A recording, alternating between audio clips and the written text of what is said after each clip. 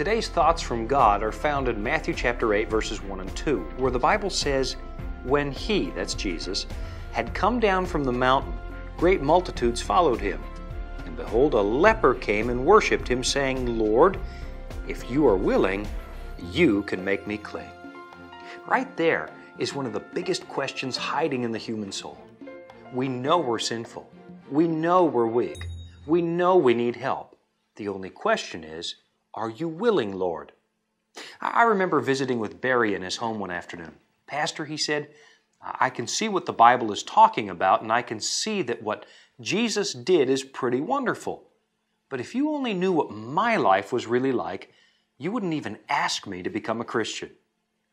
A tear started to swell in the corner of his eye. You know, it's that tear that had me convinced that he hadn't gone too far at all. If he had actually stepped over the point of no return, his heart would no longer ache for a relationship with God. If his case was hopeless, he simply wouldn't care anymore, because people are not lost when God rejects them. They are ultimately lost because they have rejected God. And the tear in Barry's eye told me he still wanted God. He was simply worried that God didn't want him. He knew God could do it. He just wasn't certain God was willing. And that's where today's passage comes into the story. A leper, a man who was considered unclean, unworthy of human contact by the rest of society, comes to Jesus with just a glimmer of hope in his heart. "Lord, if you're willing," he says, "you can make me clean." Now, pay attention carefully to what happens in verse 3.